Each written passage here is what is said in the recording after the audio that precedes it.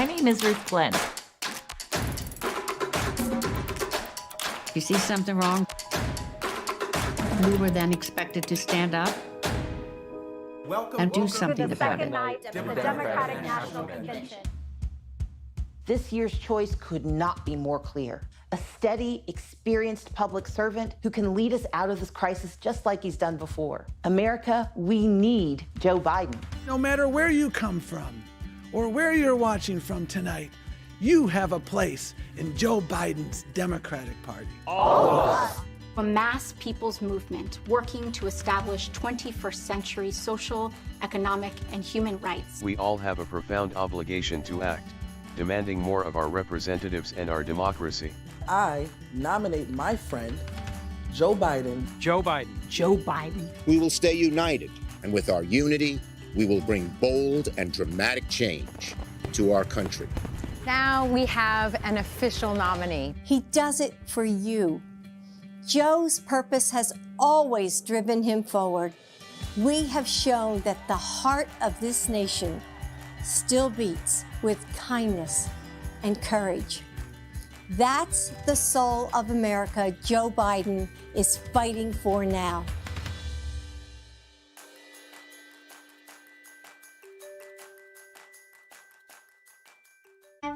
The Democratic Party has always risen to our country's greatest challenges. I pledge myself to a new deal for the American people. We've moved this country forward in a relentless push for progress. Progress for Americans of all walks of life, not just the privileged few. For the harsh facts of the matter are that we stand at this frontier at a turning point of history. We do not want our freedom gradually, but we want to be free now. We've brought together voices from every part of America. We are a people in a quandary about the present. We are a people in search of our future. We are attempting to fulfill our national purpose to create and sustain a society in which all of us are equal. And we've made history along the way. There is not a liberal America and a conservative America. There is the United States of America. We must pledge once more to march into the future. We are a different society than we were in 1961. Brothers and sisters, do you want to go back? Or do you want to keep America moving forward? Well, our motto is, when they go low, we go high. We never bow, we never bend, we never break. No, we endure, and we always, always, always move forward.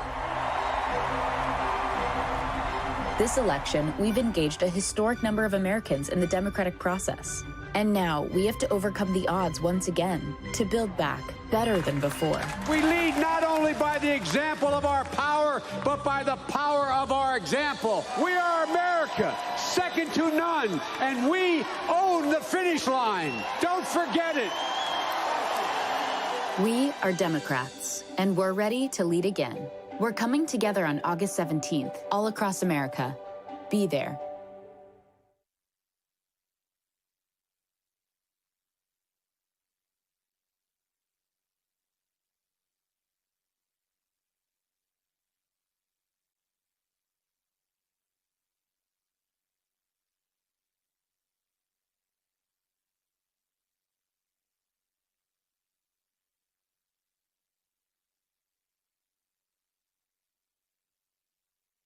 Good evening, and welcome to the third night of the Democratic National Convention. Last night, we nominated our candidate for President of the United States, Joe Biden. We also reaffirmed our values as a party, the party of resilience and hope, empathy and inclusion. This is the party that fired me up as a young man in the 60s, registering voters with the Student Nonviolent Coordinating Committee in the Mississippi Delta and campaigning for Ms. Fannie Lou Hamer for the United States House of Representatives. It's the party that taught me that public servants should serve the public, even when your opponents call you names like nasty or slow. And today, It's the party that calls us to stand up for what's right and to get in good trouble. So on behalf of this great party, it's my pleasure to welcome once again delegates, alternates, standing committee members, friends, and fellow Americans, members of the media, and guests from around the world. I now call this third session of the 48th Quadrennial National Convention of the Democratic Party to order. Now let's get this show started. And now, live from Wisconsin, please welcome Governor Tony Evers. Good evening, folks.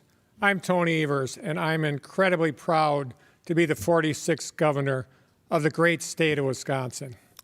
We were really looking forward to having you here in America's Dairyland. Unfortunately, the pandemic means we can't do that this year.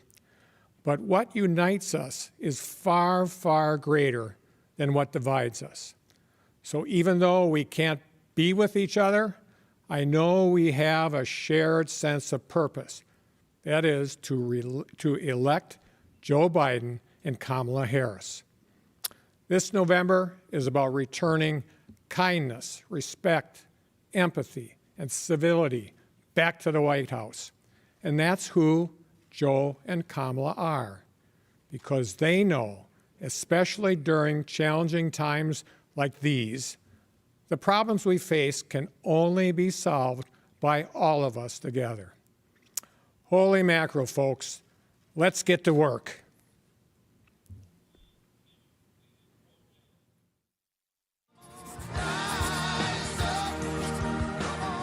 Hello, my name is Terry Williams, and I've been a Republican for all of my adult life. A lifelong Republican. I'm a lifelong Republican. I've been a long-standing Republican, and I'm telling you, you got to vote for Joe Biden.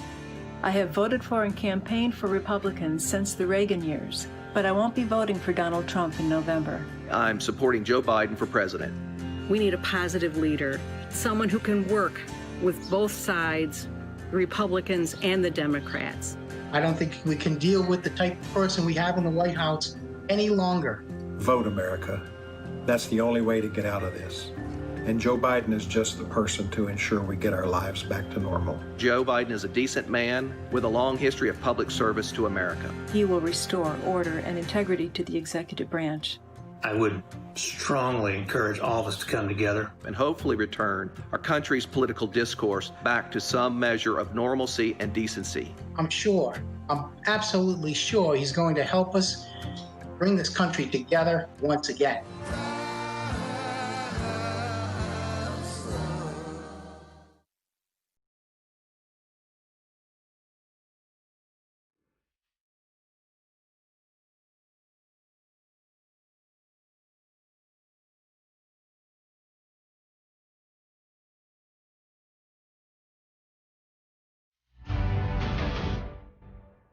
I pledge allegiance to the flag of the United States of America and to the republic for which it stands, one nation, under God, indivisible, with liberty and justice for all. Hey everybody, it's me, Kamala. So before I go on stage later tonight, I want to talk about the importance of voting.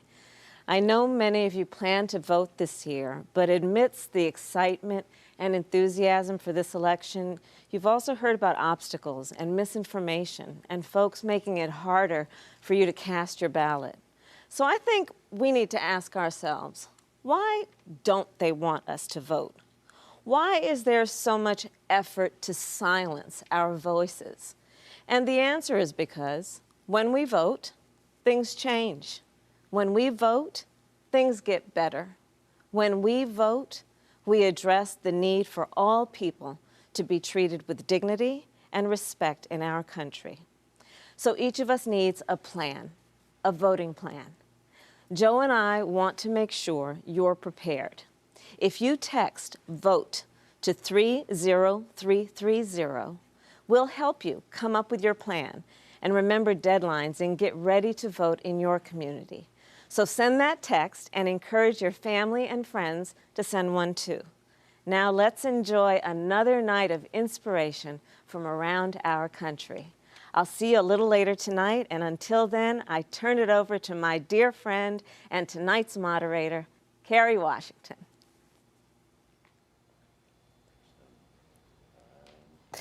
Welcome to night 3 of the Democratic National Convention. I am honored to be joining you as we continue to celebrate this unconventional convention. We're going to be hearing a lot more from Senator Harris later, I promise. But first, when I was in 7th or 8th grade, we memorized the preamble of the Constitution, and I've never forgotten it. The first 15 words of our Constitution are, "We, the people of the United States, in order to form a more perfect union." We say more perfect because our union is not without flaws. When our Constitution was written, women couldn't vote. Black people were considered 3/5 of a human being, but therein lies the work. No one is perfect. Nothing is, but it is the striving toward justice, equality, and truth that distinguishes us. We fight for a more perfect union because we are fighting for the soul of this country and for our lives. And right now, that fight is real. Tonight, we are going to hear from so many phenomenal women who are working to help us build that more perfect union. Speaker Nancy Pelosi, Secretary Hillary Clinton, Senator Elizabeth Warren, Governor Michelle Lujan Grisham. We're going to see an incredible performance from Jennifer Hudson and a world premiere performance from Billie Eilish. We'll meet so many of the activists and organizers working to build a more equal, more just future. And we're going to hear from our 44th president, Barack Obama. That's a long way of saying this is going to be an unforgettable night filled with important voices. But the most important voice we hope to hear from tonight is the one we need to hear from most. It's yours. Because if we are going to repair the damage that has been done, if we are going to finally realize the dream, we, the people, have to get involved. Each and every one of us is the we. You are the we. It's going to be your voice, your service, your action that helps us create that more perfect union. Tonight, we're going to talk about where we are and where we're going on so many issues important to our future. 90% of Americans support common sense gun laws because we need to do more to address the epidemic of gun violence. Let's start there.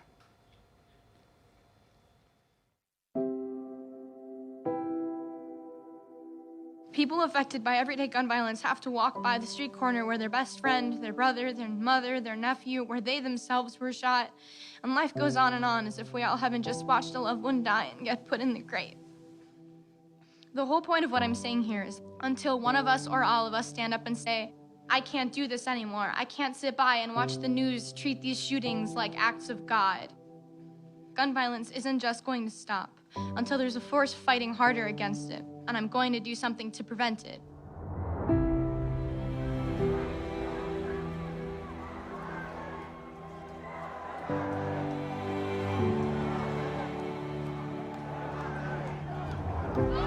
They say that tougher gun laws do not decrease gun violence. We call BS! They say a good guy with a gun stops a bad guy with a gun. We call BS! They say guns are just tools like knives. We call BS! They say that no laws could have been able to prevent the hundreds of senseless tragedies that have occurred. We call BS!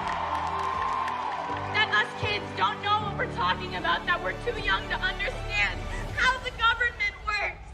We call BS! What we're fighting for will happen because we're fighting so strongly for it. We're going to make this change.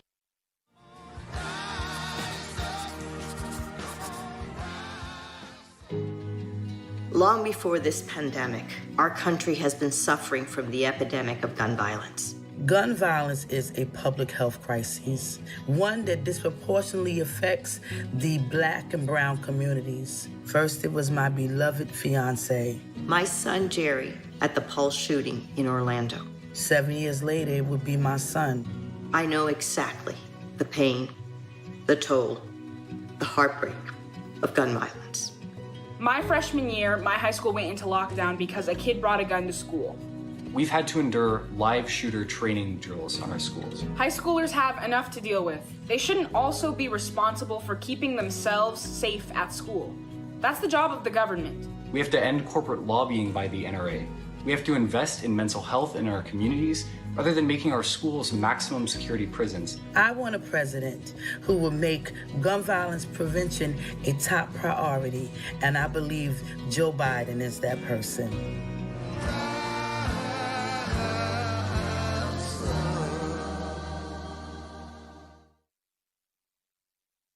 And now, mother and activist, Deandra Dykes. In a split second, a stray bullet shattered my family's life. My son DeAndre was only 13 years old. He was recognized as a gifted and talented student. His possibilities were endless. He was dancing at a birthday party when he was shot in the back left side of his head, shattering his skull.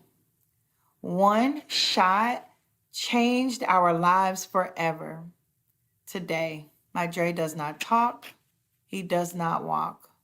I know he knows me by the smile he shows when I walk in his room, but I'm unsure if he knows a gunshot has changed his life. Since March, I've only been able to see my son 3 times, but I can't touch or hug him due to COVID-19. People tell me that I'm lucky. I tell them we are blessed. I remind them that my son is in a wheelchair and unable to feed himself.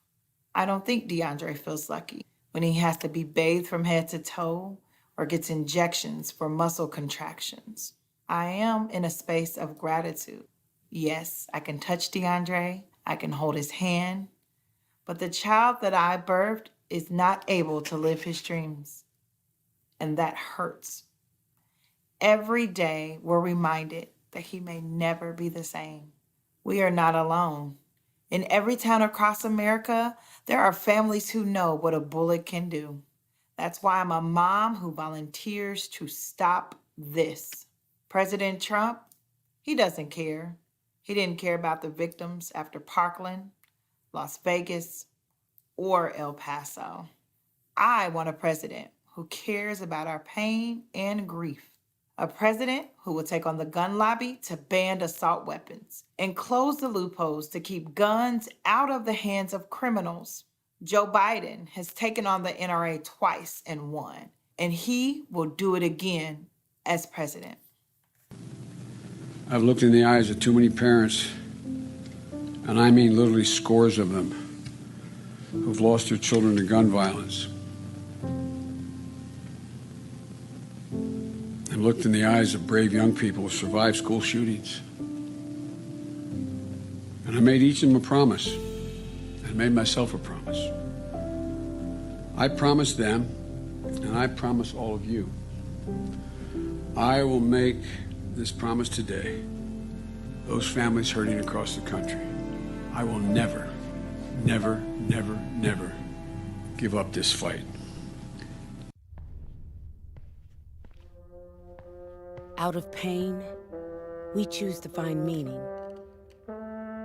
A glimmer of light that lands on a promise. Former Congresswoman Gabby Giffords, shot in the head from less than 3 feet away. But she survived. When tragedy strikes, we seek comfort in knowing we aren't alone. Join us in this fight. We seek strength to keep fighting, to keep moving forward. We turn to leaders who share our pain. In the most difficult times, it's when we stand closest together. It's out of tragedy that we grow stronger. He was there for me. He'll be there for you too. We are a nation ready to end gun violence. A safer America is possible. But from this point forward, we must choose courage.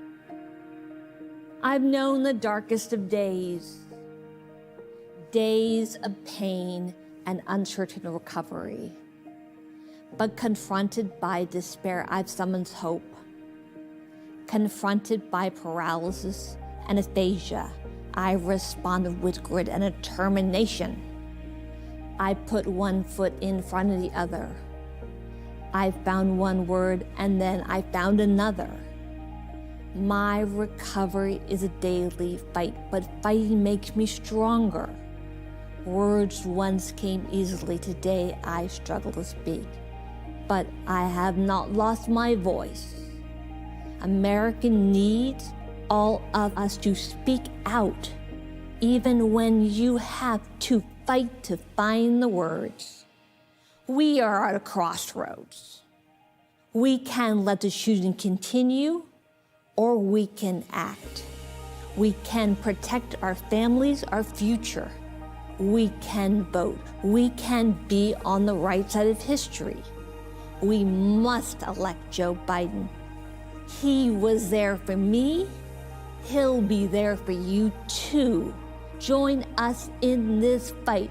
Vote, vote, vote. Thank you very much. Tonight, we're going to hear from many changemakers who are using their powers for good, who are working to confront the other epidemics we're facing: COVID-19, structural racism, police violence against Black bodies, violence against members of the trans community. We are facing so many challenges. To meet these challenges, we will need systematic solutions. We need leaders who can see us, hear us, represent us, all of us. To Joe Biden, nothing is more important than taking the time to make sure that people are seen, heard, and believed in. I was interning in DC, and I remember I called my grandmother, and I said, Joe Biden's walking by. And she goes, oh my God, put him on. And I see his staffer going like, no, like, don't take the call. What are you doing? And he points to his staffer and he goes like, go that way. And he sent his staffer away. How could I not be endeared to him instantly? He talked to me for the next half hour. I see Dana Bash from CNN there. And she says like, Senator Biden will be on in like 5. And he sends her away. He asked me about my sons. He asked me about what I did. All I know is it was all about me, not about him. And then he comes back to me then and he goes, it was lovely talking to your grandmother. And then he starts the interview with Dana Bash. It was unbelievable. I must interject one thing. At the very end of his chat with me, he said, could you do me a favor? I said, sure, what is it? He said, tell me how I can get your grandson's hair. He was good-humored, he was sensitive, and here it is all these years later, and it's vivid in my mind.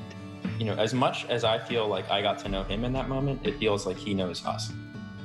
I know Joe because he listens, and whether he's heard your story or someone else's story, he cares about everyone's story. He'll care more about you than he'll care about himself.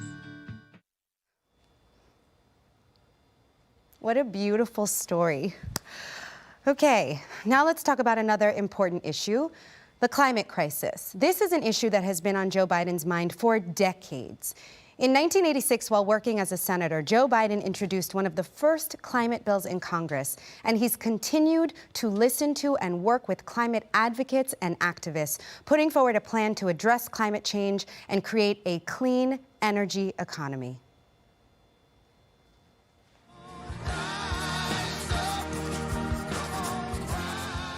There are battles that we need to fight and we need to win to secure our future in this country. But there's one issue that is an existential threat to all of us, and that is climate change. The climate crisis is here, and we must act. It is the most pressing issue of our time, and it deserves to be treated as such. We no longer have any time to wait. Our generation will bear the burden of past mistakes, but we stand to benefit most from changing course now. We know that in a couple of years, it will be too late. We need to change the paradigm, and that happens here with us. We should invest massively in wind, solar, geothermal, and green infrastructure. Moving away from fossil fuels and being highly competitive in renewables. We need to lay out our specific policies so that we can give our children, my children, your children, a planet that can sustain them. That needs to happen now. We need it now. The moment demands it. We can afford nothing less.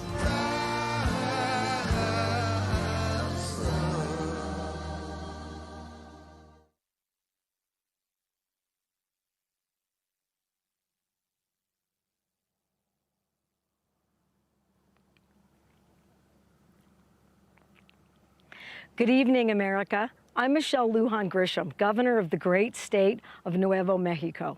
I'm proud of my home state every single day, especially how we have punched above our weight in our successful response to COVID-19. I'm proud of New Mexicans from Taos to Truth or Consequences who have stepped up and sacrificed in so many incredible ways this past half year. And I'm proud how we embrace our multicultural identity as our greatest strength. And I'm proud that New Mexico has shown what climate leadership looks like. While the Trump administration has been eliminating environmental protections, we've expanded them.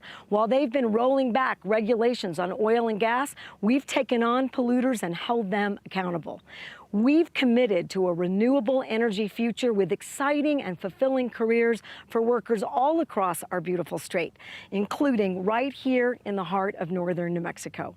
We're laying a roadmap here for what America can and should look like in the 21st century. An America where we lead again, where we build safer, cleaner, and more affordable cities and communities, where we provide meaningful opportunities for workers and families to thrive and build better lives. As president, Joe Biden will rejoin the international climate agreement, and the United States will once again lead on this critical issue. At home, he'll invest in energy workers, and he will deliver for working families across the U.S., helping them build meaningful careers while accelerating our nation and world into a clean, green 21st century and well beyond. We know time is running out to save our planet. We have the chance this November to end two existential crises: the Trump presidency and the environmental annihilation he represents. We have the chance this November to attack the climate crisis, invest in green 21st century jobs, and embrace the clean energy revolution our country, our young people are crying out for, and the leadership the rest of the world is waiting for. The choice is clear. The choice is Joe Biden. Thank you, America.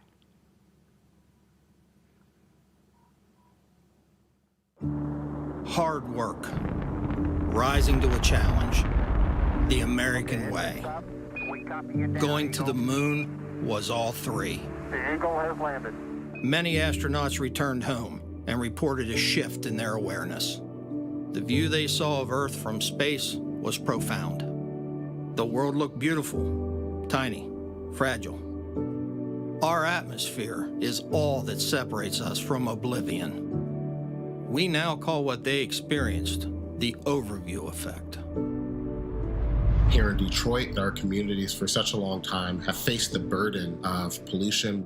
And I think addressing climate change gives us an opportunity to correct some of those wrongs and to also invest in our vulnerable communities. Maybe you've read some of the millions of pages of scientific evidence on climate change. Storm, sir. Or maybe you felt it as you walked the neighborhood. Oh my God, the truck is sinking. For most people, it's overwhelming. All of this with the global warming and a lot of it's a hoax. It's a hoax. I had spent 5 years working on this report. The Trump administration started to remove any mention that humans were the cause of climate change from it. I wrote my resignation letter just 6 months into the administration. They were handing the keys of public lands over to private interests. The Trump administration has gone all out, not just to neglect climate change issues and laws, but to reverse them. We have about a decade before it's too late. I'm a kid, and I'm going to say to all those adults who are watching this right now, why don't you get up and do something? Some of the first climate change legislation ever written was by a senator from Delaware.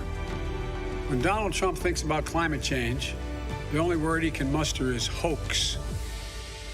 America faces a challenge.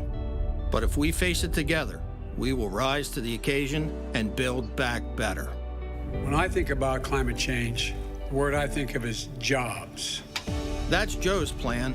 Create millions of new good-paying jobs, many of them union, like mine. Invest in critical infrastructure. Upgrade millions of buildings. Invest in micro-mobility and precision agriculture. A clean energy future that achieves net zero emissions by 2050. Because we can't power the economies of the future without investing in the technologies of the future. I think what's really important about Joe Biden's plan is that 40% of the investment will go to vulnerable communities. We know how to do this. And we'll do it again, but this time bigger and faster and smarter. Joe won't ignore the crisis. We're seeing what happens when we do that. He won't surrender to the fight. Joe's America will lead the world on clean energy. We'll lead on job creation. And America will lead the world again on climate.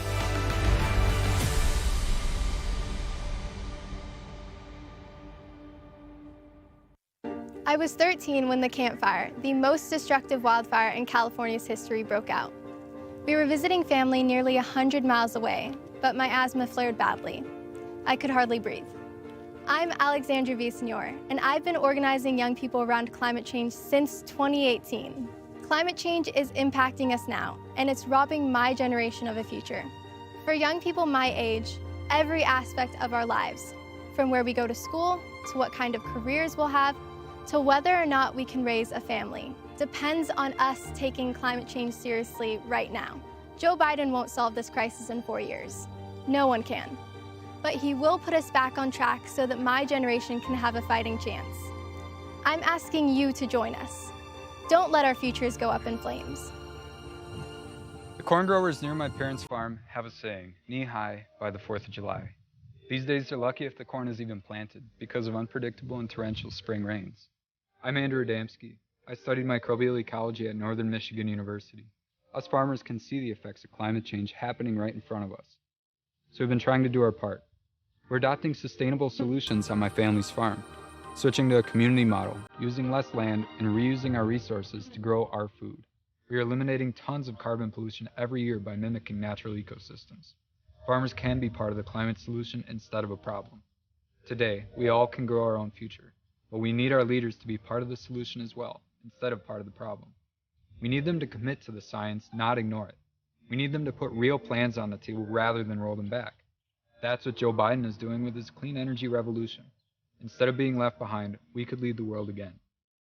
I spend a lot of time talking about climate change with different communities here in Nevada. And the one question that I get asked over and over again is, what are you doing here? Not a lot of climate activists look like me. My name is Catherine Lorenzo. I'm an Afro-Latina and I'm a climate activist. I grew up in a low-income neighborhood where pollution rates are often higher than wealthier areas, and a lot of kids have asthma. Switching to renewable energy would mean cleaner air, better health, and a steadier income for folks in neighborhoods like mine. Because solar PV installers and wind turbine techs are some of the fastest growing jobs in the country. And Joe Biden's plan is transformative. He knows that saving the planet isn't just a challenge to overcome, it's an opportunity for a better way of life. So what's it going to be, America? Are you ready to vote for Joe Biden? Are you ready to solve the climate crisis?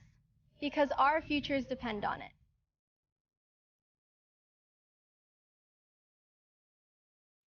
Like the folks we just heard from, next up is another activist and environmentalist, not to mention an immensely talented artist. She worked to ensure that her most recent concert tour was green and sustainable, urging her fans to take similar actions in their daily lives. And even before she herself was old enough to vote, she held registration drives before her shows, signing up thousands of voters. She's a voice for her generation in both her music and her activism. Here to perform My Future publicly for the first time, Billie Eilish. You don't need me to tell you things are a mess. Donald Trump is destroying our country and everything we care about. We need leaders who will solve problems like climate change and COVID, not deny them. leaders who will fight against systemic racism and inequality. And that starts by voting for someone who understands how much is at stake, someone who's building a team that shares our values. It starts with voting against Donald Trump and for Joe Biden. Silence is not an option, and we cannot sit this one out. We all have to vote like our lives and the world depend on it, because they do. The only way to be certain of the future is to make it ourselves. Please register, please vote. Billie Eilish, thank you. Okay, now we're going to talk about something close to my heart. The Black community in this country is hugely diverse. On my father's side, I am descended from African Americans who came from slave ships that landed in South Carolina and who were part of the Great Migration North that has played such a defining role in who we are as a nation. On my mother's side, my grandparents came here as immigrants, part of a rich history that has also defined America. They immigrated to this country from the West Indies through Ellis Island in the 1920s. I often think about how my grandmother must have felt when she first saw the Statue of Liberty in her raised torch. My family's story is not unique. Unless you're Native American, your family likely came here from somewhere else, whether it was 5 years ago or 200 years ago, whether it was by choice or by bondage. Etched into the DNA of who we are as a nation is the very idea that though you may be from somewhere else, you can find your home here. But that idea is in danger, now more than ever before. She married my dad, who served our country as a Marine in South America, Africa, and Iraq. Voted for you in 2016, Mr. President. He says he won't vote for you again after what you did to our family. The wife of a U.S. Marine veteran was deported to Mexico. Instead of protecting us, you tore our world apart. My mom is a good person, and she's not a criminal.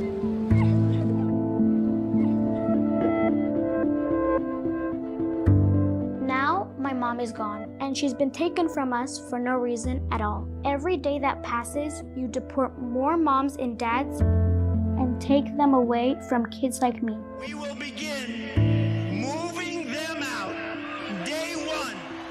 You separated thousands of children from their parents and you put them in cages.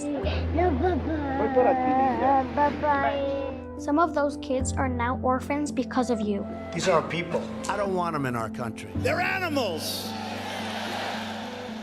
Mr. President, my mom is the wife of a proud American Marine and a mother of 2 American children. We are American families. We need a president who will bring people together, not tear them apart. Sincerely, Estella. I'm Lucy Sanchez, and this is my mother, Sylvia, and sister, Jessica. We're like all families. We work hard to build a good life. I was born with spina bifida. That means my spinal cord didn't form as it should. And the doctors in my town said I wouldn't survive. They gave my mother no hope for my future. I'm a U.S. citizen, but my mother is undocumented. And I am a dreamer. Yo hice lo que cualquier madre haría para salvar la vida de su niña. My mother did what any mother would do to save her baby's life. Tomé a mi niña en brazos, viajamos a la frontera. Al llegar al río, la levanté sobre el agua y cruzamos. She took my sister in her arms and traveled for days to reach the border. And when they got to the river, she lifted my sister above the water and crossed. We came to America before I was 1 year old. She saved my life. No podía esperar. Tenía que venir en ese momento en busca de un milagro. My mother had no choice. There was no time to wait to save my sister. She came here looking for a miracle. Tenía miedo que nos encontraran, que nos detuvieran y nos regresaran, pero yo tenía que salvar a mi hija. We were afraid they would find us and detain us, but she had to save her daughter. Our home is here. North Carolina is all I know. I qualified for DACA, but Donald Trump took away my ability to apply for the program. Trabajamos duro, salimos adelante, pagamos impuestos. We work hard, we contribute to our community, and we pay our taxes. I've gone to school and built a good life for me and my 2 daughters. I want to go to law school. I want to help my community. But ever since Donald Trump was elected, all our fears have returned. We don't know if our family will be separated. Will my mom and sister be detained? Will my sister get the health care she needs and deserves? I don't have the right ID, so I can't get health insurance through the exchange. I need health insurance. I deserve it, right? Claro que sí, mija. Todos merecemos esperanza, buena vida y salud. Me rompe el corazón ver cómo separan a niños de sus familias en la frontera. Eso está mal. Esos bebés necesitan a sus padres. It breaks our hearts to see children separated from their families at the border. That's wrong. Those children need their parents. On November 3rd, I'm going to vote for my mother, my sister, and my daughters. I will vote for a future where all of our lives have dignity and respect. We need a leader who will fix the broken immigration system and commit to keeping families together. I'm voting for Joe Biden and Kamala Harris, the daughter of immigrants. Who are you going to vote for? Estamos todos juntos. Envía la palabra únete al 30330. There's something unique about America. We don't simply welcome new immigrants. We are born of immigrants. That is who we are. Immigration is our origin story. After all, unless your family is Native American, all of our families come from someplace else.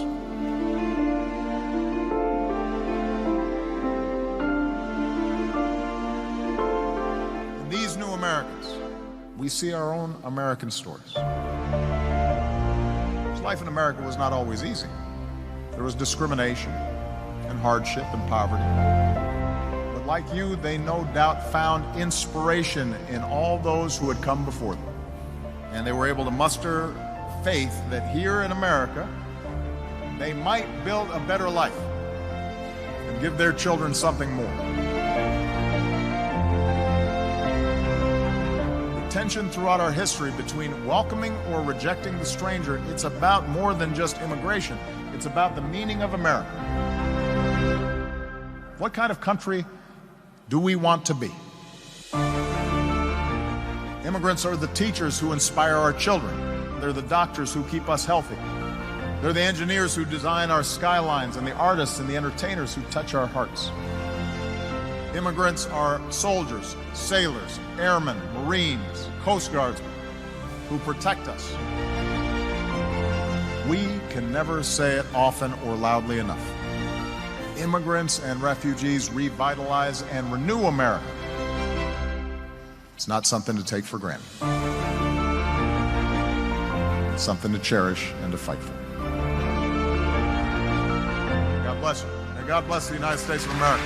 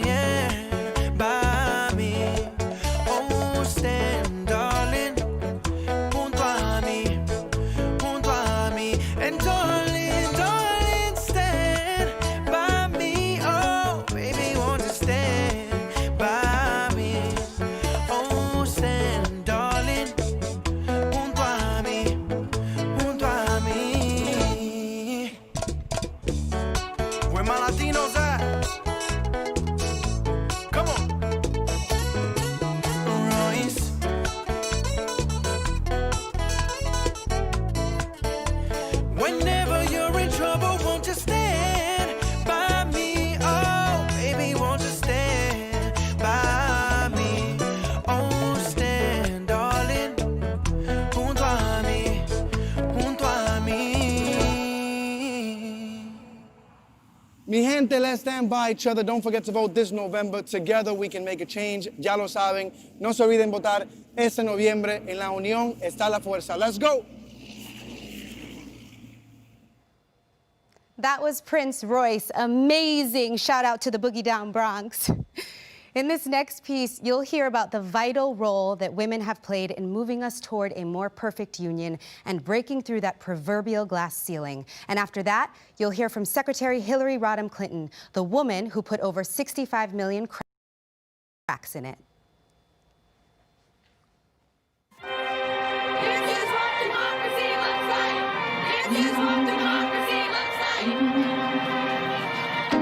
Now is the time for all of us to stand up and say enough is enough. We just From the ballot box to the factory floor, from her living room to the ER, she makes trouble, the good kind. She is the mother who cries out for sensible gun laws. This is about a right and wrong thing. The daughter who believes that equal justice means justice for all. We are America. The child who knows that Black lives matter. She is our warrior on the front lines, challenging authority to make the world safe. Nobody is above the law. Refusing to be told who makes decisions about her body or anyone else's. These women and men of all ages, races, and backgrounds don't come to Planned Parenthood to make a political statement. They come to get quality, affordable health care. You are disadvantaging her because of her sex.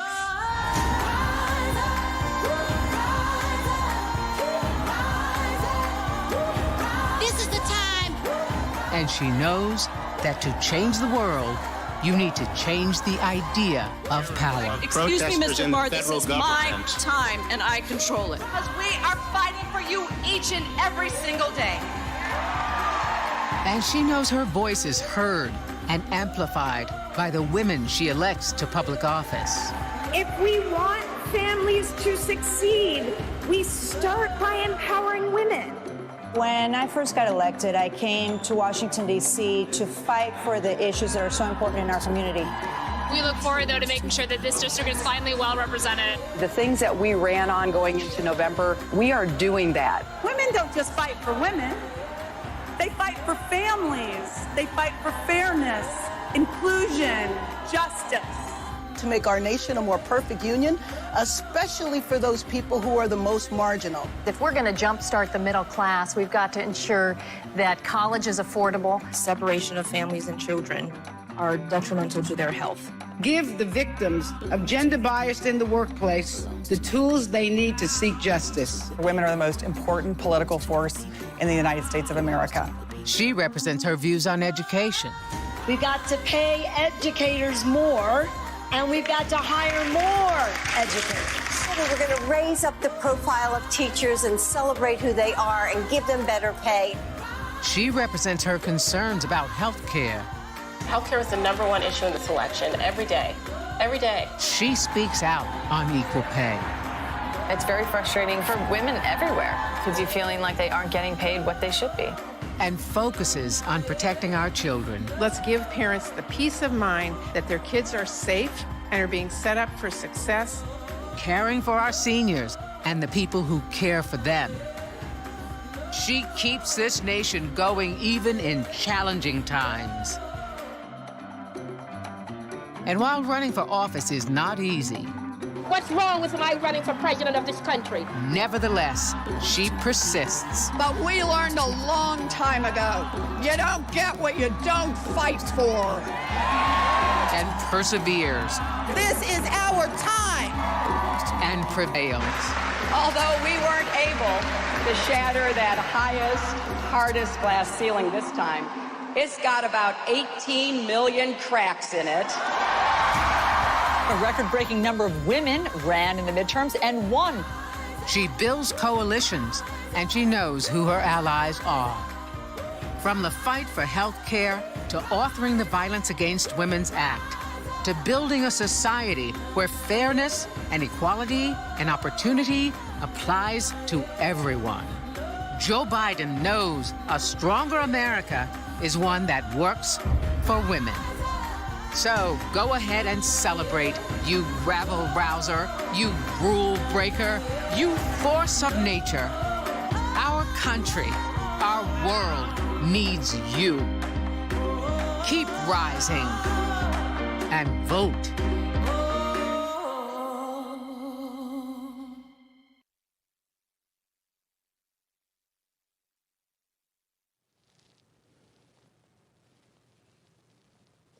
The morning after the last election, I said, we owe Donald Trump an open mind and the chance to lead. I meant it. Every president deserves that. And Trump came in with so much set up for him: a strong economy, plans for managing crises, including a pandemic.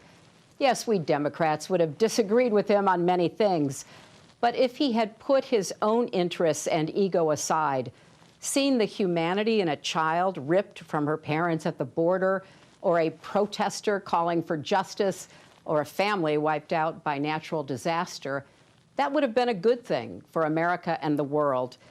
I wish Donald Trump knew how to be a president, because America needs a president right now. Throughout this time of crisis, Americans keep going, checking on neighbors, showing up to jobs as first responders, hospitals, grocery stores, nursing homes. Yes, it still takes a village. And we need leaders equal to this moment of sacrifice and service. We need Joe Biden and Kamala Harris. Everyone has a story about Joe's caring and empathy. I remember him calling after my mother, Dorothy, died, and we talked about being raised by strong women. The best testament to Joe is how he's cared for his family. And how great is it that Dr. Jill Biden plans to keep teaching as First Lady. And Joe picked the right partner in Kamala. She's relentless in the pursuit of justice and equity, and she's kind. When her press secretary, Tyrone Gale, was dying of cancer, she dropped everything to be with him in his final moments. I know something about the slings and arrows she'll face, and believe me, this former district attorney and attorney general can handle them all. So this is the team to pull our nation back from the brink. But they can't do it without us. For 4 years, people have told me, I didn't realize how dangerous he was. I wish I could do it all over. Or worse, I should have voted. Look, this can't be another woulda, coulda, shoulda election. If you vote by mail, request your ballot now and send it back right away. If you vote in person, do it early. Become a poll worker. Most of all, no matter what, vote. As Michelle Obama and Bernie Sanders warned us, if Trump is reelected, things will get even worse. That's why we need unity now more than ever. Remember back in 2016 when Trump asked, what do you have to lose? Well, now we know. Our health care, our jobs, our loved ones, our leadership in the world, and even our post office. But let's set our sights higher than getting one man out of the White House. Joe Biden and Kamala Harris are going to give us so much to vote for. Let's vote for the jobs that Joe's plan will create. Clean energy jobs to fight climate change, caregiving jobs with living wages. Vote for emergency relief that lifts small businesses and saves hardworking people from foreclosures and evictions. It's wrong that billionaires got $400 billion richer during the pandemic while millions lost their $600 a week in extra unemployment. Vote for the parents and teachers struggling to balance children's education and safety, and for healthcare workers fighting COVID-19 with little help from the White House. Vote for paid family leave and health care for everyone. for Social Security, Medicare, and Planned Parenthood. Vote for dreamers and their families. Vote for law enforcement purged of racial bias that keeps all our streets safe. Vote for justice for George Floyd, Breonna Taylor, and Ahmaud Arbery, because Black lives matter. Vote for honest elections so we, not a foreign adversary, choose our president. Vote for the diverse, hopeful America we saw in last night's roll call. And don't forget, Joe and Kamala can win by 3 million votes and still lose. Take it from me. So we need numbers overwhelming so Trump can't sneak or steal his way to victory. Text VOTE 30330 to get started. 100 years ago yesterday, the 19th Amendment to the Constitution was ratified.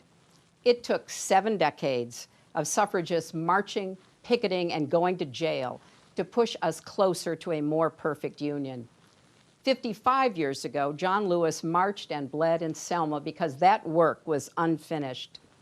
Tonight, I'm thinking of the girls and boys who see themselves in America's future because of Kamala Harris, a Black woman, the daughter of Jamaican and Indian immigrants, and our nominee for vice president. This is our country's story, breaking down barriers and expanding the circle of possibility. And to the young people watching, don't give up on America. Despite our flaws and problems, we've come so far. We can still be a more just, equal country with opportunities previous generations could never have imagined. There's a lot of heartbreak in America now. And the truth is, many things were broken before the pandemic. But as the saying goes, the world breaks everyone, and afterward, many are strong at the broken places. That's Joe Biden. He knows how to keep going, unify, and lead, because he's done that for his family and country. So come November, if we're strong together, we'll heal together. We'll redeem the soul and the promise of our country, led by President Joe Biden and Vice President Kamala Harris.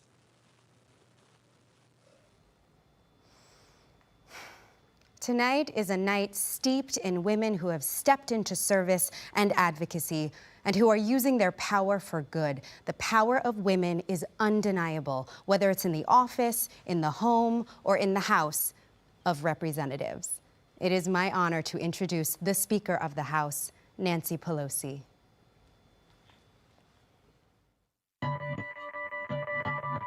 I was never raised in a way that I would be running for public office. It didn't interest me.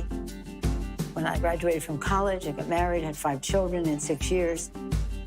So that was my life. When the children were grown, the opportunity to run for Congress came along. She ran because another woman said, run.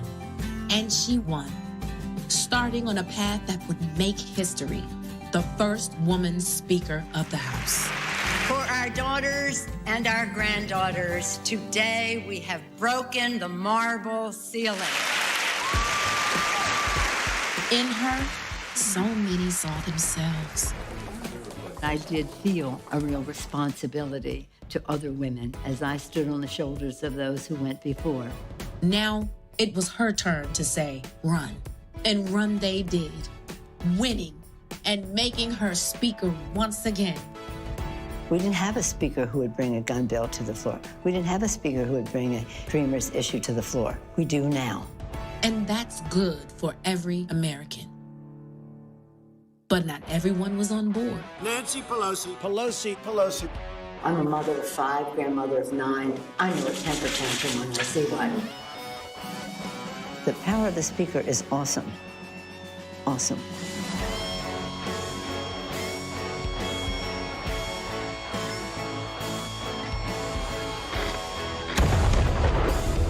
If you want to go into the arena, you have to be prepared to take a punch.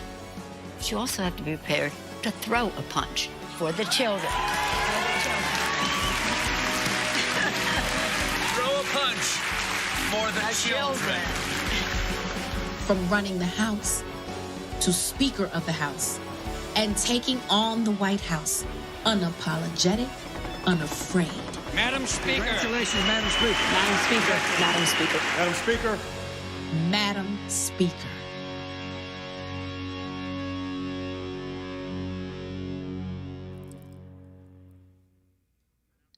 And now, please welcome Speaker of the United States House of Representatives, it is my honor Nancy to bring you the Pelosi. greetings of House Democrats, the most diverse majority in history, more than 60% women, people of color, and LGBTQ. Our diversity is our strength. Our unity is our power. This month, as America marks the centennial of women finally winning the right to vote, we do so with 105 women in the House. Proudly, 90 are Democrats. To win the vote, women marched and fought and never gave in. We stand on their shoulders, charged with carrying forward the unfinished work of our nation advanced by heroes, from Seneca Falls to Selma to Stonewall. 4 years ago, when President Obama and Vice President Biden were in the White House, they made us proud, and their leadership made our country great. In that spirit, we come together now, not to decry the darkness, but to light a way forward for our country. That is the guiding purpose of House Democrats, fighting for the people. We have sent the Senate bills for lower health care costs, for bigger paychecks, for cleaner government, protecting John Lewis's voting rights, and enacting George Floyd Justice and Policing Act. We've sent the Senate bills to protect our dreamers, LGBTQ equality, to prevent gun violence, and to preserve our planet for future generations, and even more. All of this is possible for America. Who was standing in the way? Mitch McConnell and Donald Trump. Our nation faces the worst health and economic catastrophe in our history. More than 5 million Americans are infected by the coronavirus. Over 170,000 have died. The science-based action in the HEROES Act we enacted 3 months ago is essential to safeguard lives, livelihood, and the life of our democracy. And who is standing in the way? Mitch McConnell and Donald Trump. Instead of crushing the virus, they're trying to crush the Affordable Care Act and its pre-existing conditions benefit. As Speaker of the House, I've seen firsthand Donald Trump's disrespect for facts, for working families, and for women in particular. Disrespect written into his policies toward our health and our rights, not just his conduct. But we know what he doesn't, that when women succeed, America succeeds. And so we are unleashing the power of women to take our rightful place in our national life by championing a woman's right to choose and defending Roe v. Wade, securing safe and affordable child care, preserving Social Security, and passing equal pay for equal work. Who's standing in the way? Mitch McConnell and Donald Trump. So here is our answer. We will remember in November when we will elect Joe Biden president, whose heart is full of love for America, and rid the country of Trump's heartless disregard for America's goodness. Joe Biden's faith in God gives him the courage to lead. Joe Biden's love gives him the strength to persevere. Joe Biden is the president we need right now, battle-tested, forward-looking, honest, and authentic. He has never forgotten who he is fighting for. And Kamala Harris is the vice president we need right now, committed to our Constitution, brilliant in defending it, and a witness to the women of this nation that our voices will be heard. Our mission is to fight for a future equal to the ideals of our founders, our hopes for our children, and the sacrifices of our veterans, our brave men and women in uniform, and their families. We will increase our majority in the House. We will win a Democratic majority in the Senate. We will elect Kamala Harris vice president, and we will elect Joe Biden president of the United States of America. God bless you, and God bless America. Thank you, Speaker Pelosi. The House is the people's house, and to ensure it stays that way, we need everyone to help fund our work to elect Joe Biden and Democrats up and down the ballot. If you are able, please go to joebiden.com now and chip in whatever you can to support this campaign. Last year, under Speaker Pelosi's leadership, the House reauthorized the Violence Against Women Act. Joe Biden wrote that landmark law nearly 30 years ago. Since then, he and other leaders have built on it. But for all of this work, women are still not entirely safe. So the work must continue. Joe Biden knows that, and he is committed to doing that work, to making sure that women are safe and to making sure our voices are heard. Let's listen. My name is Ruth Glenn. In 1992, my husband shot me and left me for dead. For 13 years, my son and I had been abused by him. We finally escaped, but he tracked us down. Back then, there was limited help available and no national hotline to call. Local shelters were full. I didn't even know the name for what was happening to me then: domestic violence. Now, working to end domestic violence is my life's work. I'm Mariska Hargitay. When I started doing research to play Detective Olivia Benson on Law & Order SVU over 20 years ago, I was shocked to find out how many people, including children, experience physical or sexual abuse. The statistics fueled my resolve, and I committed myself to the movement to end this violence. My name is Carly Dryden. In my small hometown, I didn't feel like I could speak out about my experience with sexual assault. But at the University of Puget Sound, I met an incredible force of people working to end the culture of sexual assault. I went from survivor to advocate. As the president and CEO of the National Coalition Against Domestic Violence, I've seen Joe Biden's passionate leadership in passing the Violence Against Women Act. Now, domestic violence rates are rising due to this pandemic. We need Congress to reauthorize and enhance that law. We need leaders who believe that a woman's life is worth fighting for. Joe Biden is that kind of leader. I created the Joyful Heart Foundation to help survivors heal and to change the way our society responds to sexual violence. The Vice President has worked tirelessly by our side to end the backlog of hundreds of thousands of untested rape kits. And our work will continue because testing kits not only makes our country safer, but it sends a vital message to survivors that what happened to them matters. The most important thing you can say to a survivor is, "I hear you." That's why I became a leader in It's on Us. It's a program started by Vice President Biden to eliminate sexual assault on college campuses and support a new generation of advocates, including men and boys. Because if you're silent, you're complicit, and we're just getting started. I am voting for Joe Biden on behalf of all victims and survivors of domestic violence. I'm voting for Joe Biden because it's on my generation to make sure that we never go back. I'm voting for Joe Biden for my daughter, for my sons, for all of our children. First episode was a slap to the face and he broke my eardrum. Punching, kicking, choking, threatening with a knife or a gun. He had always threatened me if I had ever called the police on him that he would kill me. You didn't hear voices like these in the halls of the U.S. Capitol. My husband stabbed me 13 times and broke my neck while the police were on the scene. I nearly died and I am permanently paralyzed. Senator Joe Biden invited them to speak. Battered women need to be taken seriously. Proper police response can prevent what happened to me from happening to someone else. Thank you. Thank you.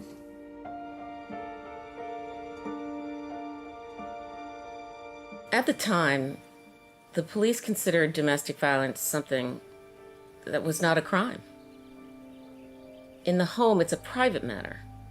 And so women were responsible for their own injuries. I was about to say I know. Well, I don't know. I can only guess how painful that is. Growing up, our father said that the greatest of all sins was the abuse of power. He told us when a bully, when someone bigger or stronger takes advantage of you, that is a really grave sin.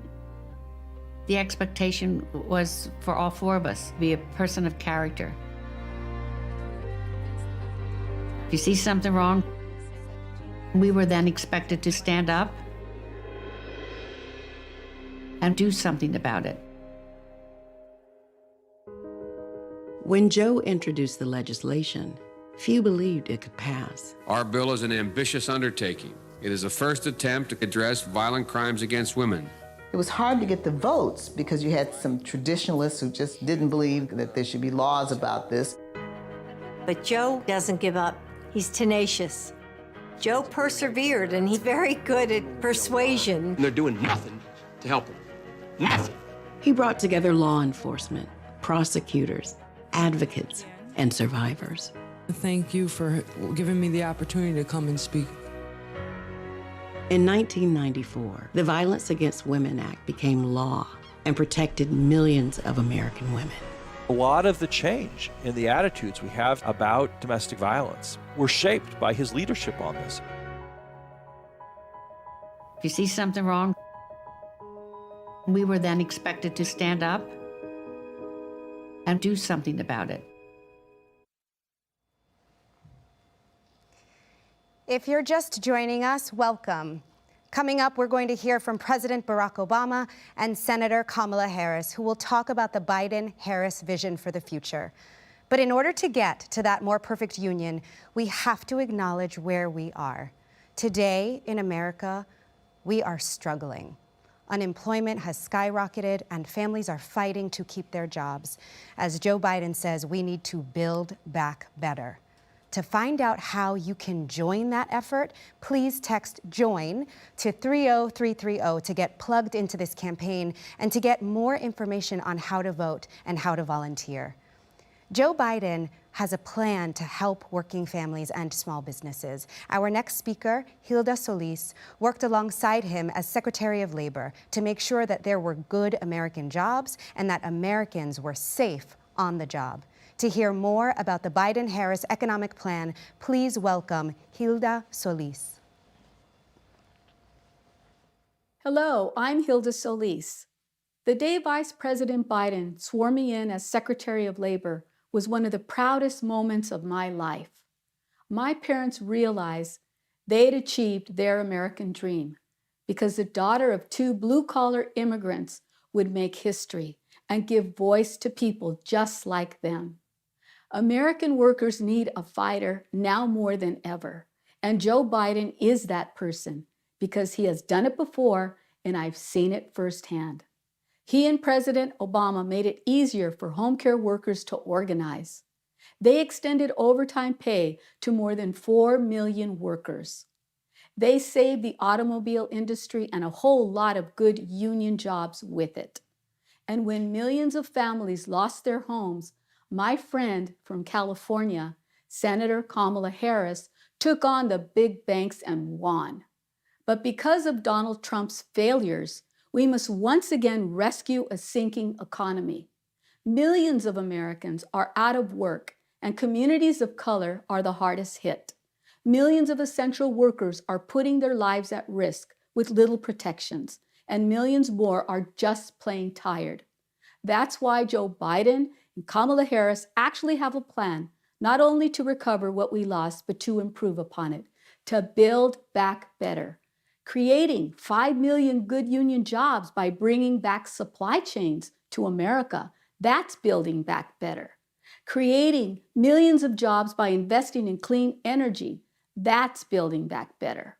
And making sure that working families can afford childcare, that's how we build back better. So let me borrow and slightly edit something Joe Biden said at my swearing in. When it comes to expanding the economy for all people, no one is going to be a stronger voice than our next president, Joe Biden. The conversation you're about to see proves it. Behind every business, there's a story. Small businesses around the country are bearing the economic brunt of the coronavirus pandemic. And behind every business, there's a family. A lot of people clearly are in pain right now. For every farm, there's a fight to stay whole. There's hard work. And there's heartbreak. We are going to lose 20 to 30% of our small businesses. This is the story of Kevin and Molly Johnson, a family-owned business in Lake County, Ohio.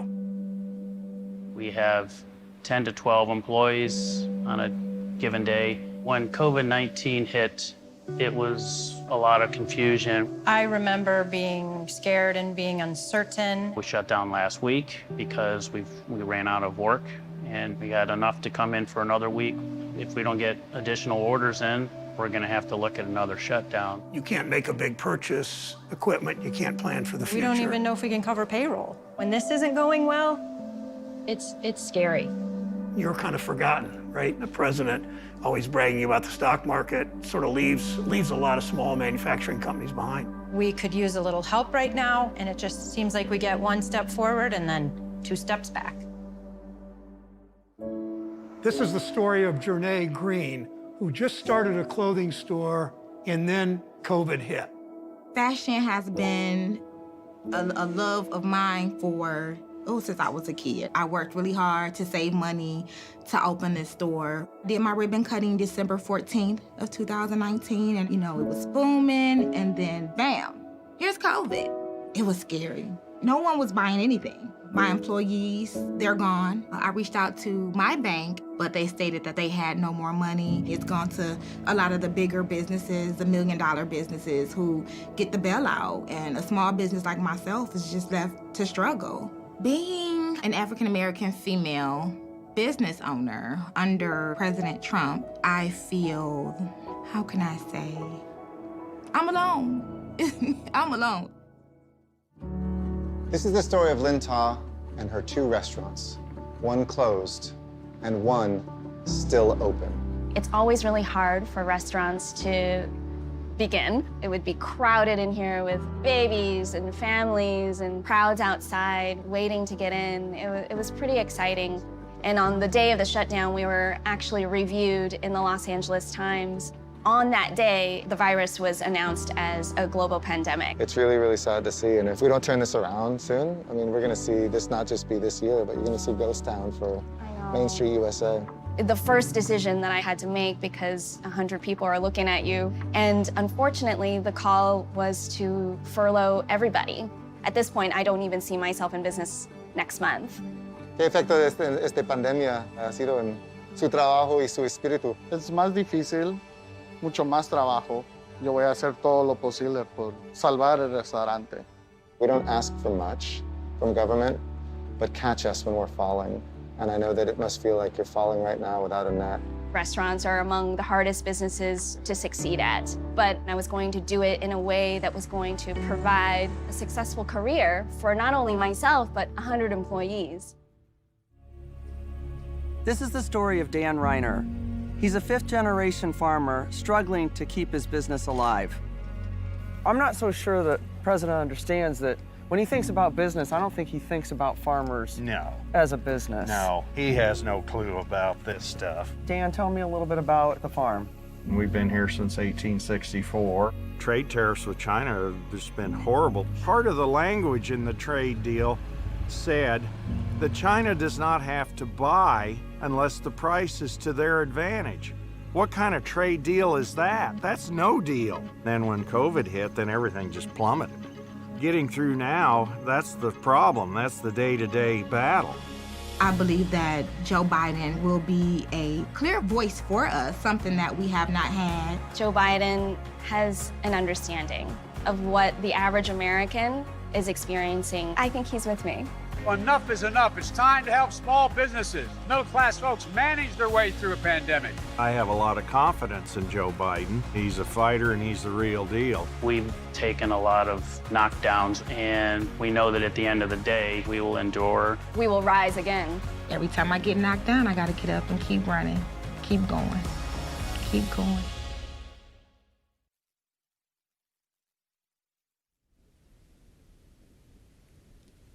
Tonight, we've heard from the people who make America work, people who put their lives on the line to keep our country going, and since COVID-19 hit, they've taken one gut punch after another. And what has the COVID fallout done to our babies? Well, I'm here at the Early Childhood Education Center in Springfield, Massachusetts, which has been closed for months. Childcare was already hard to find before the pandemic, and now parents are stuck. No idea when schools can safely reopen, and even fewer childcare options. The devastation is enormous, and the way I see it, big problems demand big solutions. Now, I love a good plan, and Joe Biden has some really good plans. Plans to bring back union jobs in manufacturing and create new union jobs in clean energy. Plans to increase Social Security benefits, cancel billions in student loan debt, and make our bankruptcy laws work for families instead of the creditors who cheat them. These plans reflect a central truth. Our economic system has been rigged to give bailouts to billionaires and kick dirt in the face of everyone else. But we can build a thriving economy by investing in families and fixing what's broken. Joe's plan to build back better includes making the wealthy pay their fair share, holding corporations accountable, repairing racial inequities, and fighting corruption in Washington. Let me tell you about one of Joe's plans that's especially close to my heart: childcare. As a little girl growing up in Oklahoma, what I wanted most in the world was to be a teacher. I loved teaching. And when I had babies and was juggling my first big teaching job down in Texas, it was hard. But I could do hard. The thing that almost sank me: childcare. One night, my Aunt Bee called just to check in. And I thought I was fine. But then I just broke down and started to cry. I had tried holding it all together, but without reliable childcare, working was nearly impossible. And when I told Aunt Bee I was going to quit my job, I thought my heart would break. And then she said the words that changed my life: "I can't get there tomorrow, but I'll come on Thursday." And she arrived with 7 suitcases and a Pekingese named Buddy and stayed for 16 years. I get to be here tonight because of my Aunt Bee. I learned a fundamental truth: nobody makes it on their own. And yet, here we are, 2 generations of working parents later, and if you have a baby and don't have an Aunt Bee, you're on your own. And here's why that is wrong.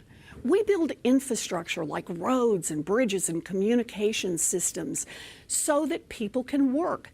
That infrastructure helps us all because it keeps our economy going.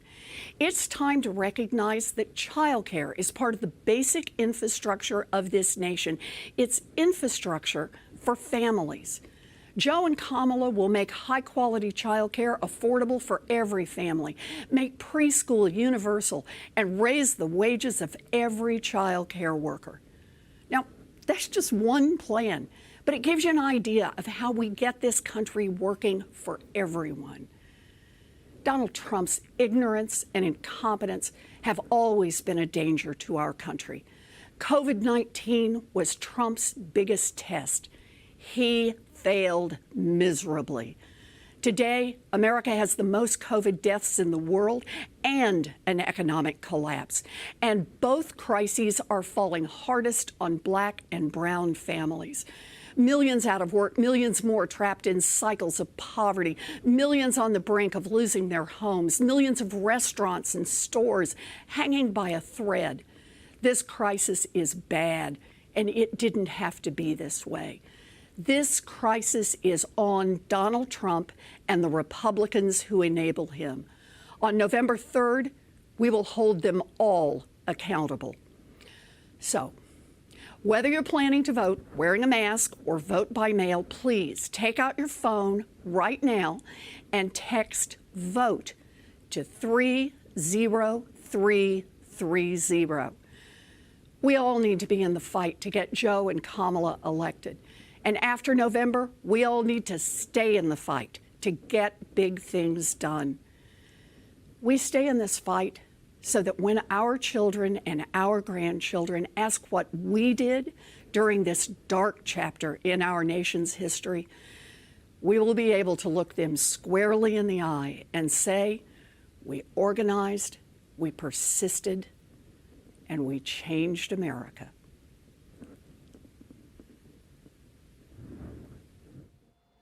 Former President Barack Obama has said that choosing Joe Biden to be his vice president was one of the best decisions he ever made. And this is a man who has made a lot of good decisions, making health care more affordable and accessible, rescuing our economy, protecting American jobs, marrying Michelle Obama.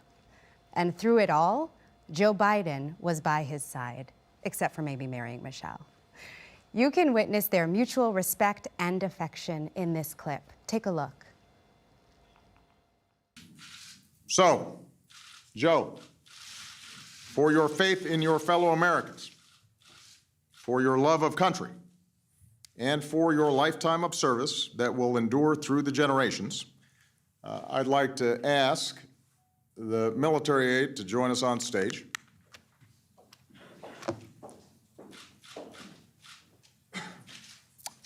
For the final time as president, I am pleased to award our nation's highest civilian honor, the Presidential Medal of Freedom.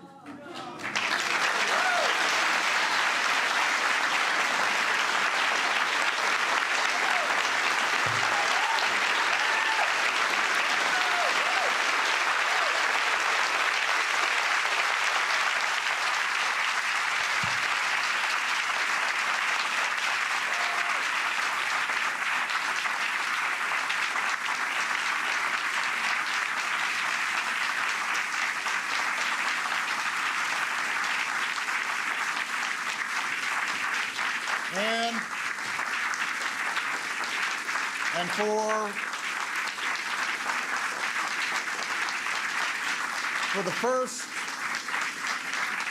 for the first and only time in my presidency, I will bestow this medal with an additional level of veneration, an honor my three most recent successors reserved for only three others: Pope John Paul II, President Ronald Reagan, and General Colin Powell.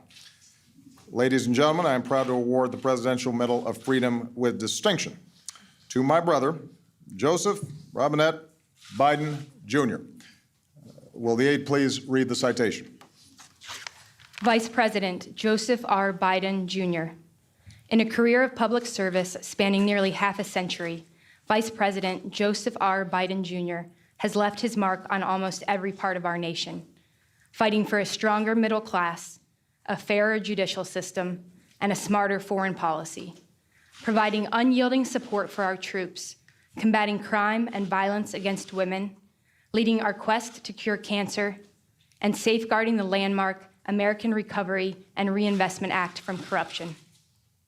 With his charm, candor, unabashed optimism, and deep and abiding patriotism, Joe Biden has garnered the respect and esteem of colleagues of both parties, and the friendship of people across the nation and around the world, while summoning the strength, faith, and grace to overcome great personal tragedy. This son of Scranton, Claymont, and Wilmington has become one of the most consequential vice presidents in American history, an accolade that nonetheless rests firmly behind his legacy as husband, father, and grandfather. A grateful nation thanks Vice President Joseph R. Biden, Jr. for his lifetime of service on behalf of the United States of America.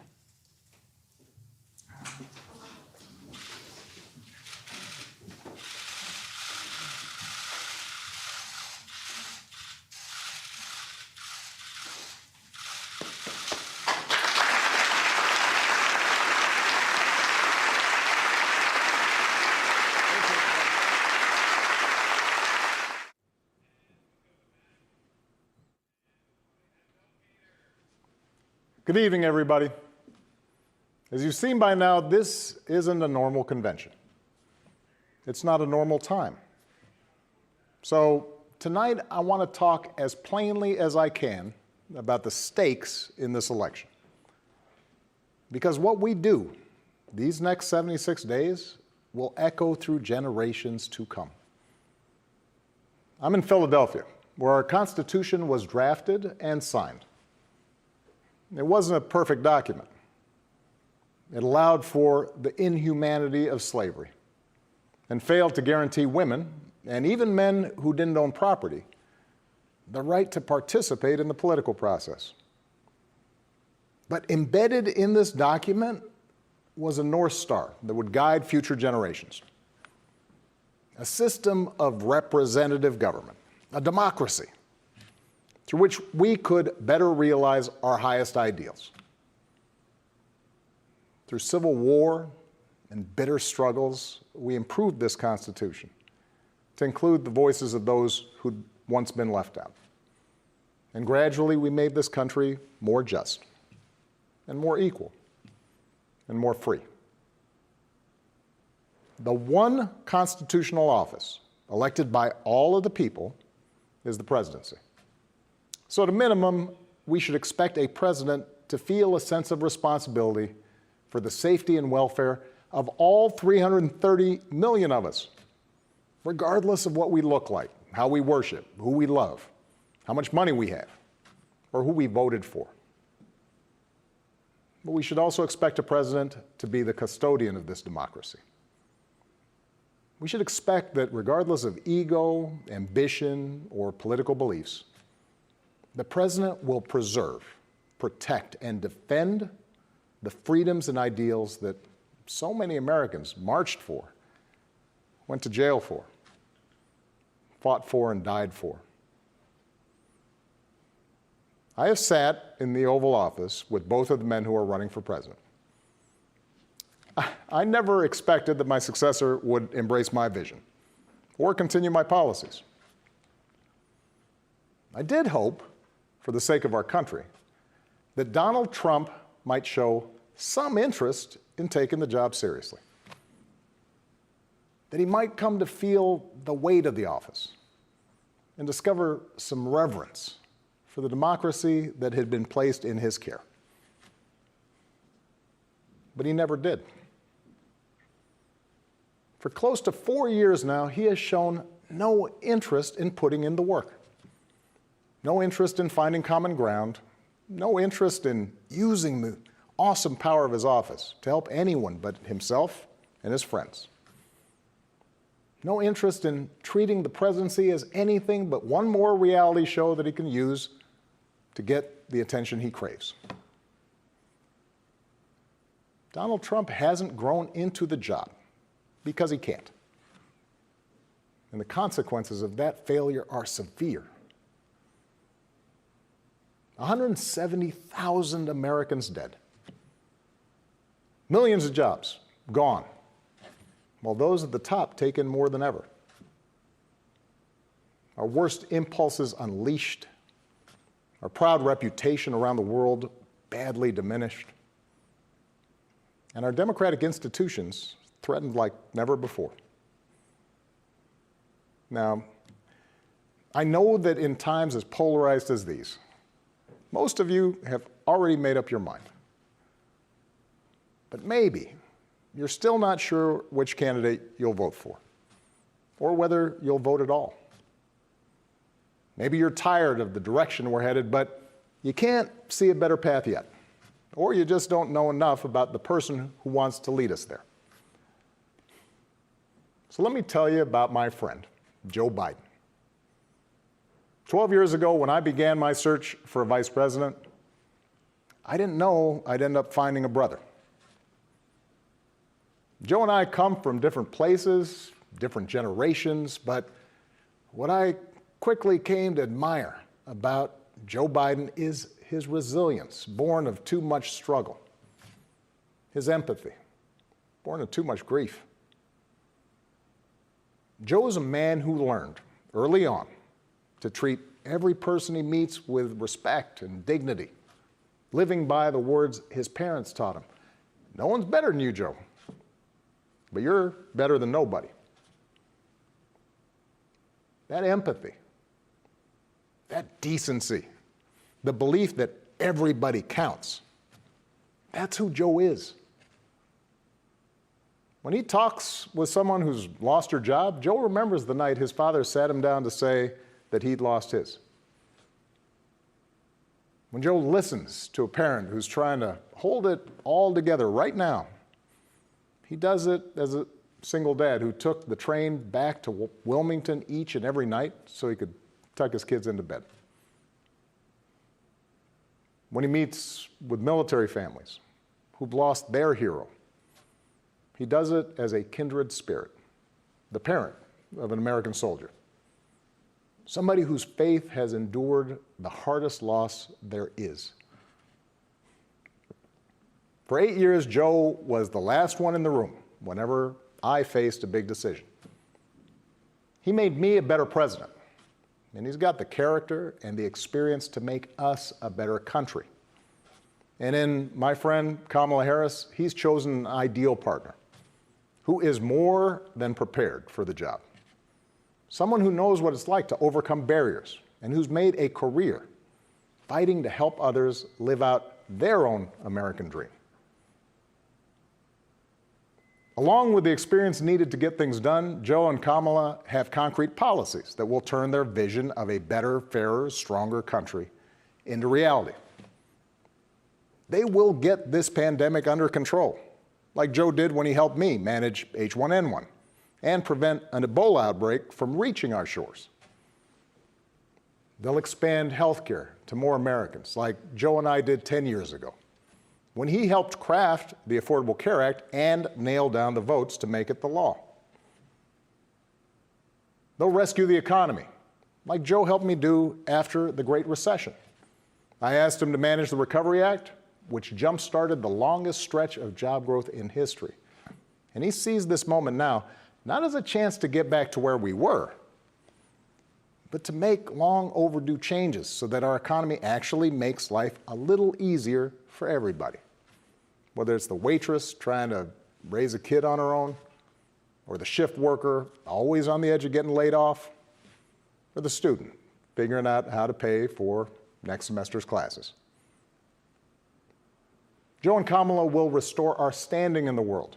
And as we've learned from this pandemic, that matters. Joe knows the world, and the world knows him.